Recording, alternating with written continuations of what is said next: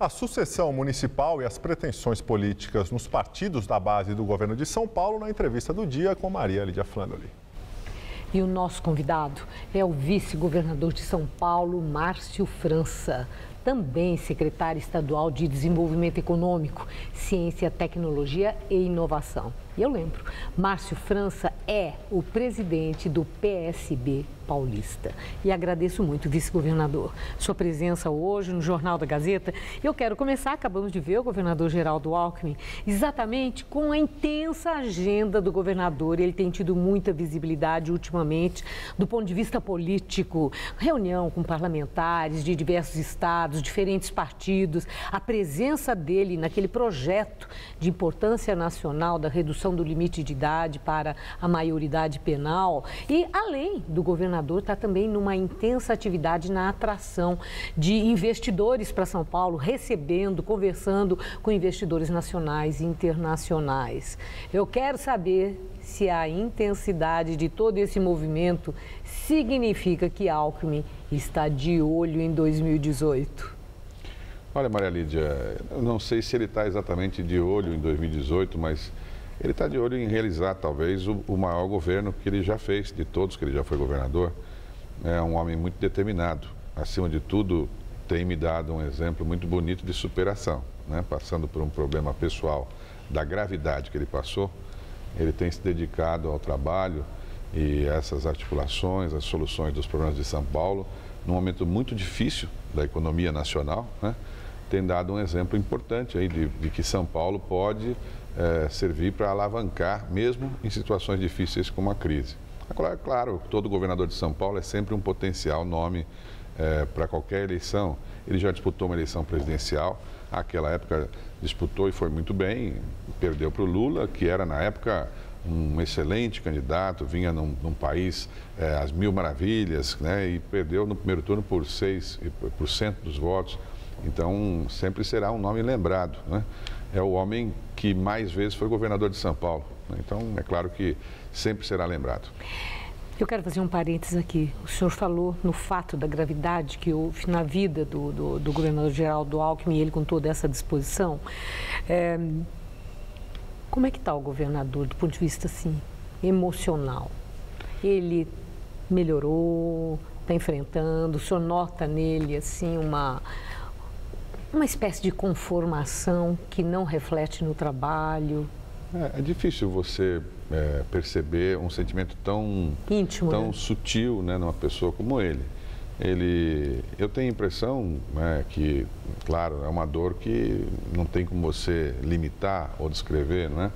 Mas ele tem demonstrado, pelo menos ali, aparentemente na convivência, uma capacidade de superação, porque ele marcou depois disso várias audiências, foi a Nova York e Washington, que não era normalmente uma trajetória dele, fez em Brasília várias inserções importantes, fez reunião conosco com dezenas de deputados federais, enfim, quer dizer, expandiu-se, né?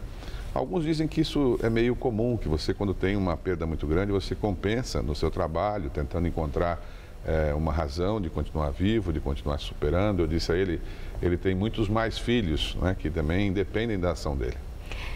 Tenha certeza, não só eu, pessoalmente, mas toda a nossa equipe aqui da TV da Gazeta, o que nós queremos é isso mesmo, que o governador retome a sua maneira de ser com serenidade e que ele fique mais tranquilo e em paz. Obrigado. Bom, agora eu quero voltar aqui ao que nós estamos falando, da política. A imagem de Alckmin como administrador tem sido muito destacada. O senhor mesmo teve esse empenho agora em chamar atenção para isso, a propaganda do próprio partido, do governo do estado, em todas as ações. Essa propaganda, essa maneira, esse discurso já tem os contornos de campanha? O que eu acho é o seguinte, o Brasil passa por um momento, mais uma vez, de uma crise, não é? É uma espécie de euforia, depressão, euforia, depressão, euforia, depressão. Se você pegar os últimos 20 anos, acho que nós tivemos vários momentos assim, né? Quer dizer, de entusiasmo e depressão.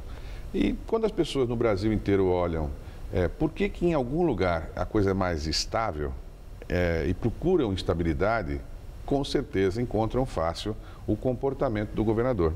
Eu disse num artigo que ele meio que imita as listras da bandeira de São Paulo, né? Ele tem um comportamento reto, sempre muito assim, sereno, não tem solavancos, né? Você não se surpreende com o governador Geraldo, é do estilo dele, é o comportamento dele, do dia a dia dele, né?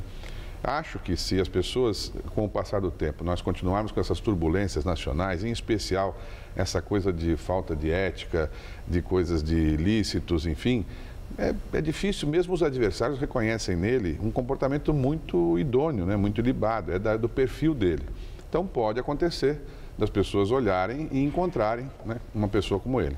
Os adversários certamente estão de olho, mas também os parceiros no PSDB estão, e eu já tenho ouvido de parceiros de Minas Gerais, os aécistas, entendendo que toda essa movimentação de Alckmin, a visibilidade que ele vem tendo, a imagem nacional dele que está sendo fortalecida por toda essa ação política, está havendo uma crítica em relação a isso. Eles estão dizendo que o que Alckmin está fazendo é tirando o foco do PSDB de fragilizar cada vez mais o PT, que a hora é para isso e não para projetos pessoais. Como é que o senhor vê esse tipo de crítica? Eu acho que é um chororô, né?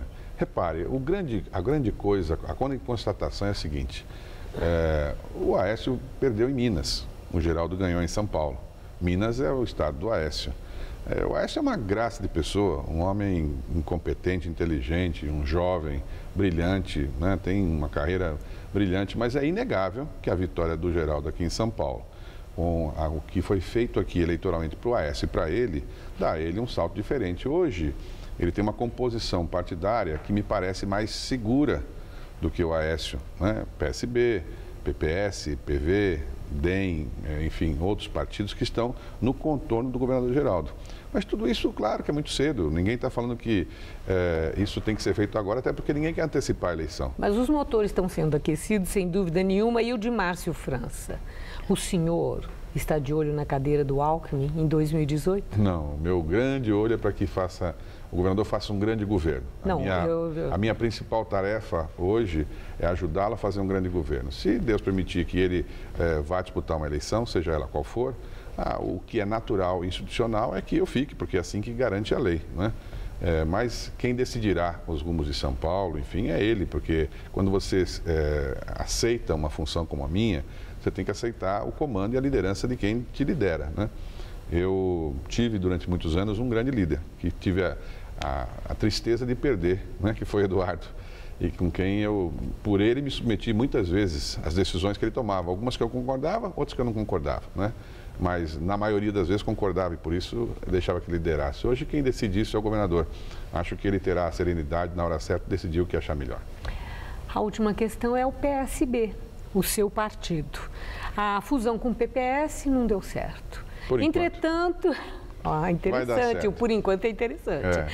Mas, de qualquer forma, eu vejo o movimento do PPS numa aliança com o PSB para a eleição municipal no ano que vem em todo o Brasil. Aquele que tiver candidato, né, com mais possibilidade que será o indicado. Vocês querem ter o maior número possível de candidatos. Mas eu quero saber de São Paulo. Marta Suplicy já pode ser vista como a candidata do PSB?